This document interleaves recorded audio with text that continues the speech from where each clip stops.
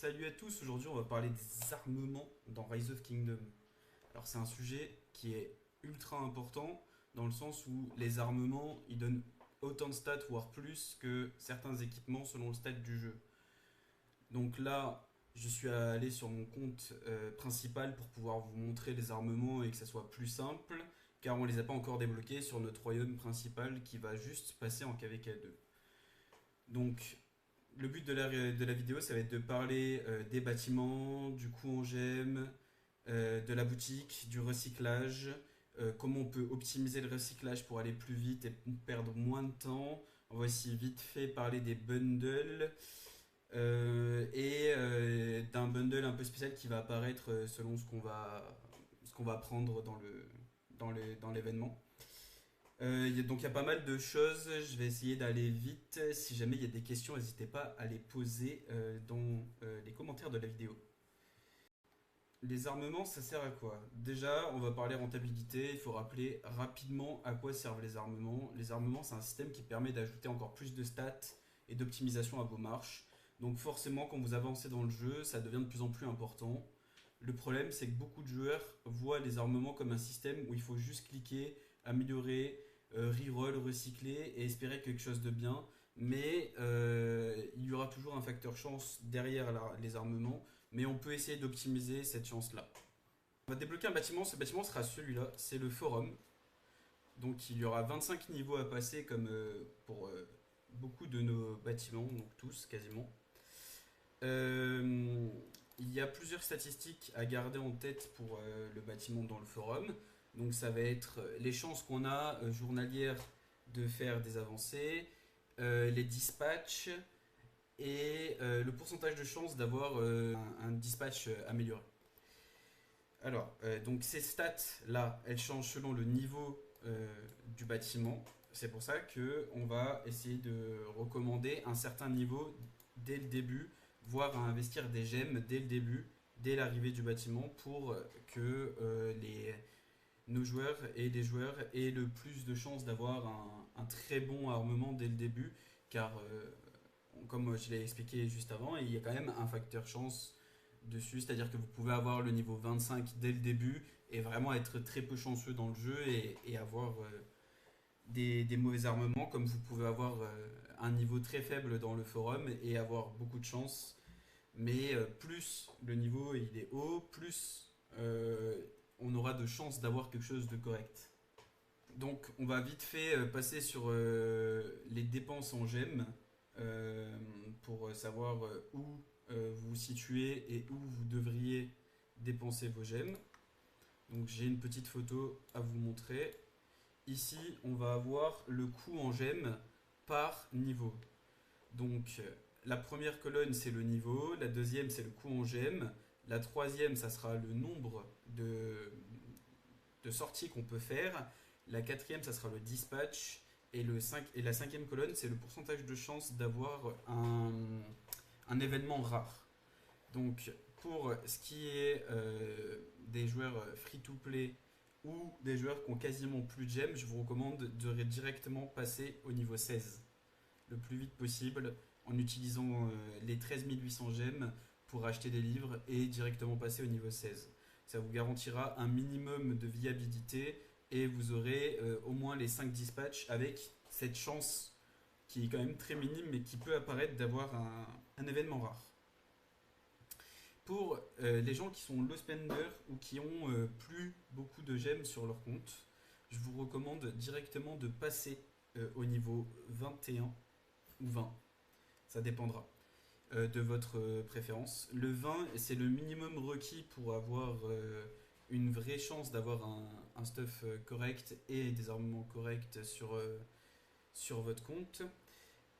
Car 18 par jour, ça reste très correct. Et les 7, c'est surtout ici qu'on veut les 7 dispatchs par jour qui vous permettront de récupérer très rapidement des livres pour vous faire monter sur les niveaux supérieurs. La différence avec le niveau 21, elle est de 10 000 gemmes. Et à mon avis personnel, le 0,5% de chance ne vaut pas ces 10 000 gemmes. Mais dans tous les cas, ça reste des gemmes correctement investies pour passer au niveau d'après.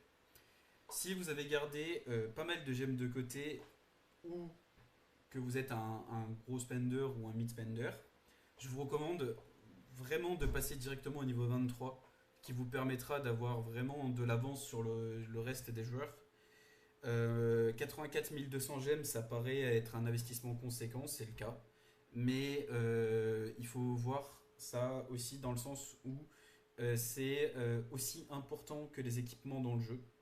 Et c'est un investissement qu'on n'aurait pas hésité à faire dans les équipements. Donc il ne faut pas hésiter à le faire aussi dans les armements.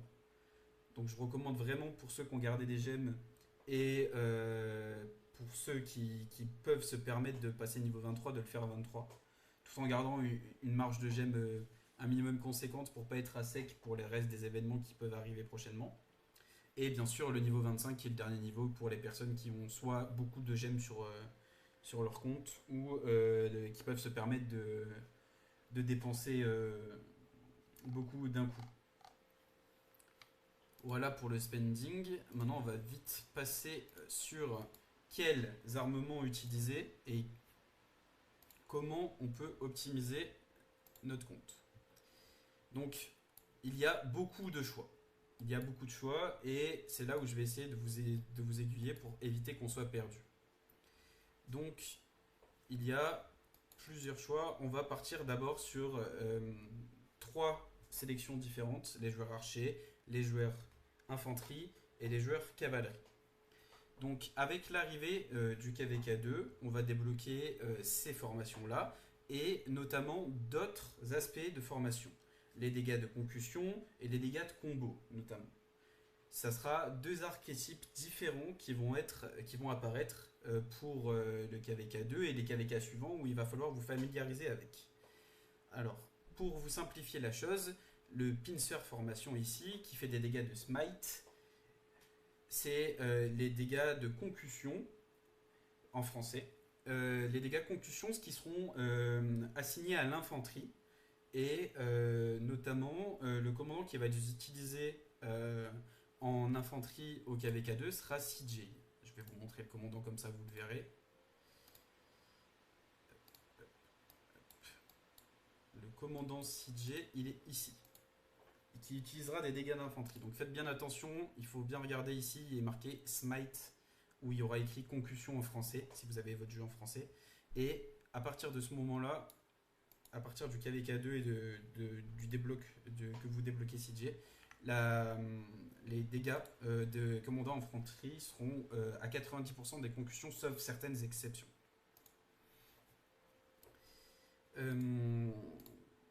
Pour ce qui est de la cavalerie, ça sera au niveau de la delta formation avec les dégâts de combo. Donc ceux qui utiliseront les dégâts de combo en cavalerie, ça sera à partir du KVK2. Je vous le montre comme ça sera plus simple. À partir du KVK2, ça sera Bertrand pour ceux qui utiliseront la cavalerie et qui voudront investir dans des commandants de KVK2. Donc pareil que pour l'infanterie, il faudra bien vérifier qu'il y ait bien écrit combo ici. Et pour les autres commandants qu'on va avoir, que ce soit pour les archers ou certains commandants comme pour en infanterie Alexandre, comme pour en cavalerie Saladin, ils passeront par des dégâts de compétences. Donc on a récemment la Wedge 2 formation qui vient de sortir. Donc il faudra aller là-dessus. Vous pouvez voir que comme moi sur mon main compte, j'utilise les trois types de troupes. J'ai les dégâts de concussion, les dégâts de combo et les dégâts d'archer. Ce que je vous recommande selon vos types, premièrement, si vous jouez archer, c'est de prendre les dégâts de compétences pour avoir votre première marche, que ça soit pour les archers ou pour les autres. Vous serez, peu importe quel type que vous jouez, vous aurez besoin de celui-là dans tous les cas, parce qu'il est utile partout pour le moment. Pour le deuxième, je vous recommande de partir sur soit un cavalerie, soit un infanterie pour préparer votre prochaine marche. Donc, selon ce que vous comptez jouer plus tard, je vous recommande de soit partir sur du pincer pour avoir les dégâts de smite, soit du cavalerie pour avoir les dégâts de combo. Et au début, quand vous allez débloquer, je vous recommande de partir sur la formation de ligne pour essayer de débloquer quelques armements pour la récolte. Il est assez important au début d'en avoir un petit peu pour que vous gagnez de plus en plus de récoltes. À savoir que sur ces armements, les statistiques qu'on va pouvoir obtenir sont de la récolte globale. Donc avoir plus d'emplacements pour récolter des ressources qui seront efficaces sur les nodes de ressources. Et de la vitesse de récolte d'or. Donc une fois que vous en avez certains avec cette formation, je vous recommande de l'enlever et de passer sur une formation pincer. Comme ça, vous commencez à récolter des armements qui vous serviront plus tard. Il y a certains types d'armements qu'on va parler pour certains cas exceptionnels. On va parler du tertio, qui est un armement fait pour protéger votre ville. Cet armement, pour l'instant, il ne vous servira que très peu, car on va pas avoir spécifiquement besoin de protéger notre ville. Si jamais vous prenez un rallye, vous serez dans tous les cas dans une mauvaise posture. Je pense qu'il n'y a pas besoin d'investir du temps ni de l'argent dans débloquer une formation tertio, car votre meilleure solution contre un rallye ou contre du swarm, ça sera toujours de mettre une bulle pour le moment. Cette formation, on y reviendra dans 2 ou 3 KVK lorsque on pourra se permettre de random TP correctement avec une vraie garnison et pouvoir tenir une vraie garnison devant sa ville pour vraiment commencer à embêter les gens. La formation qui pourrait être intéressante à avoir aussi, c'est celle-ci. C'est la V formation. Celle-là, c'est celle adaptée pour les sièges. Si jamais vous comptez jouer une marche siège, je vous recommande de l'avoir. Donc je vous refais les pairings si jamais vous comptez jouer une marche siège. Vous prenez la V formation, la Delta ou Pincer pour savoir laquelle si jamais vous jouez cavalerie ou infanterie, et toujours la Wedge formation. Donc Pincer si jamais vous comptez jouer infanterie, et Delta si jamais vous comptez jouer cavalerie. On m'a déjà posé la question dans le chat et que je me permets de donner. On m'a déjà demandé si les dégâts de compétences marchaient sur Richard. Alors, je vais vous préciser. Ça marche sur certains commandants, mais pas tous. Alors, je vous montre ce qui différencie les deux. Par exemple, si on prend Charles Martel, sur sa compétence, il y a écrit Damage Factor. Donc, à partir de ce moment-là, s'il n'y a ni écrit de smite, ni de combo, ça veut dire que ça marche avec des dégâts de compétences. Et si vous prenez Richard par exemple, il y a marqué Heal Factor. Donc les dégâts de compétences ne marchent pas sur Richard, c'est un facteur de heal. Voilà, c'était la petite info niveau armement. Donc pour progresser dans les armements, ça va se passer en plusieurs jours, plusieurs temps. Vous allez refaire plusieurs fois. Vous allez débloquer donc 20 tentatives. Une fois que vous aurez utilisé vos 20 tentatives, si jamais vous avez le niveau max, donc si jamais vous êtes par exemple, selon votre niveau ça changera, mais par exemple moi je suis au niveau max, là j'ai 20 tentatives, vous aurez donc vos tentatives quotidiennes, puis après ça vous coûtera des gemmes de faire des recherches. Ce que je vous recommande si vous êtes un low spender, un mid spender ou un high spender, c'est de faire le premier, voire le deuxième travel avec vos gemmes. Ça augmente vos chances parce que vous voyez, plus vous avez de recherche, plus vous pouvez avoir de chances d'avoir un windfall. Donc le windfall, c'est une chance d'avoir un tour supplémentaire qui peut vous donner des récompenses différentes. Donc là, si jamais vous vous êtes intéressé, vous avez la liste des récompenses qui sont possibles d'avoir, selon ce que vous avez choisi, bien évidemment. Donc je vous recommande de faire le premier voire le deuxième. C'est des gemmes qui sont au début très investies. Vous pouvez voir que même moi qui ai un compte qui a plus de 2 ans continue à le faire au moins sur le premier. Mais je pense qu'au début c'est quand même plus intéressant de faire les 2 premiers. Donc vous allez débloquer des armements qui s'afficheront dans votre nouvelle catégorie qui apparaîtra dans vos objets. Donc vous aurez la liste avec tous vos armements et les objets relatifs aux armements. Et vous débloquerez aussi une boutique qui va apparaître ici, à côté de votre station. Donc quand vous cliquez dessus, vous aurez une autre monnaie qui va se rajouter avec des choses à acheter. Cette monnaie s'obtient en recyclant vos armements. Alors je vais vous montrer. Quand on est sur la page des armements, on peut les recycler ici.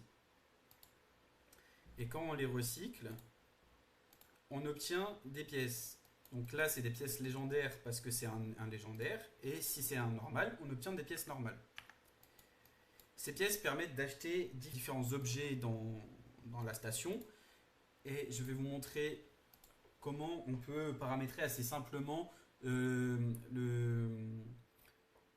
recyclage automatique. Ce qui va vous intéresser au début, c'est d'enlever celui-là. Parce qu'il y a certains épiques au début qui peuvent être intéressants. Ce que vous devez absolument garder, c'est celui avec les inscriptions. Parce que ce qu'on cherche à avoir, c'est des inscriptions pour nos armements. Qu'est-ce qu'une inscription? Les inscriptions, ça va être ici. Donc ici, on a les armements sur les commandants. Quand on clique dessus, on va avoir nos différents emplacements. C'est toujours 4 emplacements qui seront toujours les mêmes. Le but, ça sera d'avoir, vous voyez, des effets sur le côté. Donc chaque armement a des effets qu'on va essayer de choisir en fonction de ce qu'on joue. Par exemple, ici sur un match cavalerie, j'essaye d'avoir des stats cavalerie. Et en supplément, ils peuvent avoir des inscriptions. C'est plutôt rare et on va essayer de les garder. C'est pour ça que même sur les armements épiques, on essaye de garder des inscriptions au début car elles sont rares. Ces inscriptions vont permettre d'obtenir des effets supplémentaires sur certaines marches. Donc là, par exemple, sur une inscription simple, ici, l'inscription me donne 3,5 de santé en plus. Donc on peut voir que quand même les inscriptions sont assez fortes. Par exemple, l'inscription ici me donne plus de statistiques que l'effet en lui-même de l'armement. Donc vous voyez bien qu'une fois cumulé, ça donne quand même beaucoup de stats.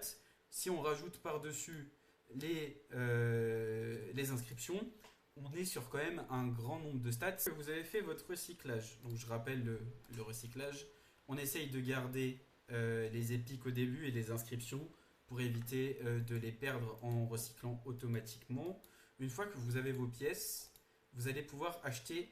Là par exemple j'en ai 160 des classiques et des légendaires j'en ai 59. Les légendaires vous serviront uniquement à acheter des inscriptions de coffres ici. Mais vous aurez le temps parce qu'il en faut 180, ça prend beaucoup de temps à avoir. Parce que les légendaires on en a malheureusement pas souvent. Et ces coffres après vous donneront, vous avez juste à cliquer dessus et vous verrez ce qu'ils peuvent vous donner. Ils donnent des choses plutôt sympathiques. Et une fois que vous en avez ouvert beaucoup des coffres, vous pourrez acheter des légendaires. Et vous voyez, je suis à peine à 4 sur 8. Donc ça prend vraiment pas mal de temps. Ce qui va nous intéresser pour nous, ça va être la boutique ici. La boutique ici, elle s'obtient avec des pièces qu'on a échangées contre les armements bleus et les armements violets. Elle nous permet d'acheter notamment des transmutations stun et des coffres. Et moi je ne l'ai plus, mais elle nous permet aussi d'acheter par semaine des livres qui permettent d'améliorer le forum. Ce que je vous recommande si vous n'avez pas maxé le forum, c'est d'acheter tous les semaines. Il faudra acheter les emplacements les livres de forum. C'est essentiel pour pouvoir monter correctement le forum. Il faut les acheter tous. S'il vous reste en plus des pièces à la fin de votre semaine, je vous recommande d'acheter des transmutations stun qui vous serviront très rapidement car une fois que vous avez acheté des transmutations stun ou que vous en avez, vous pouvez changer les statistiques de votre armement. C'est comme ça qu'on arrive à avoir des armements qui sont orientés vers exactement ce que vous voulez. On va prendre par exemple sur mon compte un armement aléatoire avec une inscription, parce que s'il n'y a pas d'inscription, vous ne pouvez pas le transmuter. Donc on va se concentrer d'abord sur ça et vous voyez que là, il nous demande des transmustun. Donc on a 10 chances pour avoir des nouveaux attributs. Par exemple, ici, disons que si jamais je ne voulais que des archers, je bloquerai la défense des archers. que je garderai sur mon nouvel attribut. Et vous voyez que le prix l'a augmenté. Le but, ça serait d'avoir d'autres statistiques pour essayer d'avoir des statistiques archers pour avoir un armement lié aux archers, par exemple. Et c'est comme ça qu'on va petit à petit progresser dans des armements pour avoir des armements cohérents avec ce qu'on recherche et ce qu'on veut. Si jamais vous avez peur de perdre vos armements en les rangeant ou en les recyclant, il est important de les verrouiller. Comment qu'on verrouille un armement? Chose assez simple, il y a un petit cadenas, on clique dessus, et une fois qu'il est verrouillé, vous pouvez être sûr que vous faites ce que vous voulez, il ne sera pas supprimé. Tant que vous n'avez pas redéverrouillé votre cadenas, il ne pourra pas être supprimé. Moi je sais que souvent ce que je fais, c'est que je fais recycler, que je les recycle tous d'un coup, et que ça me permet de gagner du temps. C'est pour ça que vous en voyez plein avec le cadenas sur mon compte, c'est parce que je n'ai pas envie de me prendre la tête de les recycler un par un en cherchant. Dès que j'en ai un d'intéressant, même si je ne l'utilise pas, je le verrouille, comme ça je suis sûr de ne pas le supprimer. Les bundles d'armement qui apparaissent ici vous proposent d'acheter des chests. D'ailleurs, ce n'est pas des chests légendaires, c'est des chests épiques. C'est un bundle qu'on considère comme plutôt moyen, dans le sens où il donne spécifiquement pas beaucoup de ressources, et c'est des ressources ciblées, et pas tant que ça de speed-up. Et les chests de formation sont pas si importants que ça, car ça reste de la chance, et on peut rien avoir dedans. Ça reste une valeur qui reste basée sur un pari. Donc on considère que le bundle est pas si bon que ça. En revanche, si vous êtes un high spender et un kraken ou une whale, bien sûr il faut aller sur le pack parce que ça vous donnera au moins de quoi acheter des transmutations stun. Donc le bundle sera toujours rentable pour vous. Si vous êtes un low spender ou un mid spender, plutôt un mid spender, un low spender, je vous recommande pas de prendre le pack. Ce pack là sera plus intéressant pour vous ici, où on obtient des cristals de reset et des transmutations stun. Les transmutations stun vont être un peu le nerf de la guerre parce que vous allez devoir essayer de, à défaut d'avoir beaucoup d'armement, il va falloir essayer de un peu travailler ce qu'on a déjà pour avoir les meilleurs qu'on puisse. Donc ça va coûter très cher en transmutation stun, parce qu'une fois qu'on a bloqué 2 stats et qu'on essaye d'avoir la dernière, ça va vous coûter 5 pierres par essai. Donc il y a 10 essais. Une fois que vous avez fait 10 essais, vous ne pouvez plus transmuter votre attirail. Il vous demandera de utiliser un cristal de transmutation pour reset et repasser à 10 tentatives. Donc ces cristals-là sont une ressource très importante et si vous êtes un mid spender, je vous recommande de plutôt prendre ce pack plutôt que celui-là. Il vous sera plus utile dans le temps. Pour les low spenders et les free to play, évidemment ça ne vous concerne pas et surtout pour les low spenders, je vous recommande absolument pas de prendre ce pack-là. Gardez votre argent pour autre chose. Alors, il y a un bundle qui va apparaître aussi. J'ai pas réussi à trouver d'image pour vous le montrer, mais comme je l'ai déjà acheté sur mon compte, je vais pouvoir le montrer. Il sera lié à la formation ici. Alors, je ne me souviens plus exactement ce qui provoque l'apparition de ce bundle, mais les statistiques de l'armement, donc il vous donne les 4 armements qui sont là. De souvenir, le bundle coûte 10 € et les statistiques sont bloquées, ça sera toujours les mêmes. Je vous recommande de le prendre même si vous êtes low spender, car il vous permettra de gagner beaucoup de ressources sur le temps. Ça sera le même pour tout le monde et les statistiques sont bloquées, donc franchement vous pouvez aller dessus les yeux fermés, il sera rentable à 100%. Donc, pour récapituler, les erreurs à ne pas faire sur les armements, c'est de 1, choisir les mauvais armements dès le début, de dépenser de l'argent dans les bundles qui ne sont pas rentables, garder une logique dans son compte pour pouvoir avancer selon les marches qu'on veut faire et le stuff qu'on veut faire avec son armement, pour garder une logique dans son compte et de progression.